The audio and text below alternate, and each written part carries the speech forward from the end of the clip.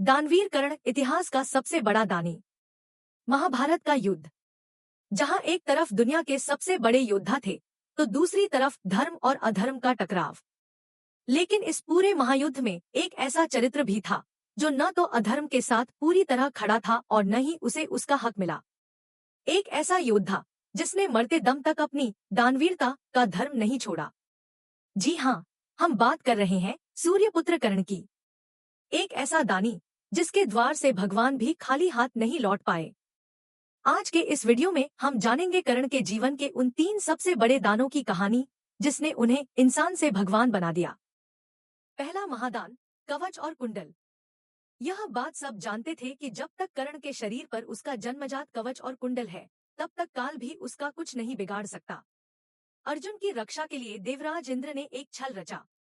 वे सुबह के समय, जब कर्ण सूर्य देव की पूजा कर रहे थे, एक गरीब ब्राह्मण का भेष बनाकर पहुंचे। कर्ण जानते थे कि सामने खड़ा ब्राह्मण कोई साधारण इंसान नहीं, बल्कि खुद इंद्र है। सूर्य देव ने उन्हें सपने में आकर सचेत भी किया था। लेकिन कर्ण का एक नियम था, सुबह के समय उनके द्वार पर आया याचक कभी खाली हाथ नहीं जाएगा।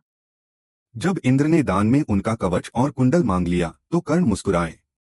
उन्होंने बिना एक पल सोचे अपने चाकू से अपने शरीर से जुड़े उस मांस के टुकड़े यानी कवच कुंडल को काट कर निकाल दिया और इंद्र के हाथों में सौंप दिया। पूरा ब्रह्मांड इस महादान को देखकर कांप उठा था। दूसरा दान, माता कुंती को वचन।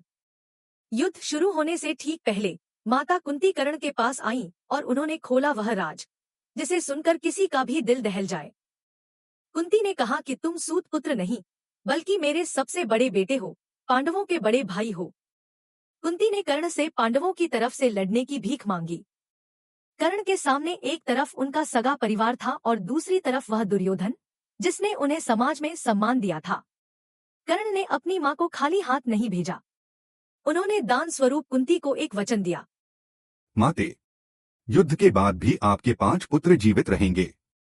या तो अर्जुन मरेगा या मैं। लेकिन आपके बाकी 4 बेटों युधिष्ठिर, भीम, नकुल, सहदेव पर मैं कभी हाथ नहीं उठाऊंगा। कर्ण ने अपनी मां को उनके ही बेटों की जिंदगी दान में दे दी। तीसरा और अंतिम दान, सोने का दांत। कर्ण का रथ जमीन में धंसा हुआ था। वे निहत्थे थे और अर्जुन के बाणों से छलनी होकर जमीन पर गिर चुके थे। वे अपनी आखिरी सांसें ले रहे थे। तभी भगवान कृष्ण ने अर्जुन से कहा, इस दुनिया में कर्ण जैसा दानी न कोई हुआ है और न होगा। अर्जुन को विश्वास नहीं हुआ। तब कृष्ण और अर्जुन ब्राह्मण का भेष धरकर मरते हुए कर्ण के पास पहुंचे और कहा, हे राजन, हम दूर से आपकी दानवीरता सुनकर आए हैं, हमें कुछ दान दीजिए। कर्ण ने कहा, हे ब्राह्मण देव, मेरे पास तो इस वक्त कुछ भी नहीं है, मैं कुरुक्षेत्र की धूल में पड़ा हूँ। ब्राह्मण ने कहा, तो क्या दानवीर कर्ण के द्वार से हम खाली हाथ जाएंगे? कर्ण ने पत्थर उठाया और अपने मुंह पर मारा। उनका एक दांत सोने का था। उन्होंने वह खून से सना सोने का दांत तोड़कर ब्राह्मण को दे दिया। जब ब्राह्मण ने कहा कि यह अशुद्ध है, तो कर्ण ने अपने बाण से धरती पर प्रहार कर गंगा की धारा निकाली, दांत को धोया और फिर दान किया।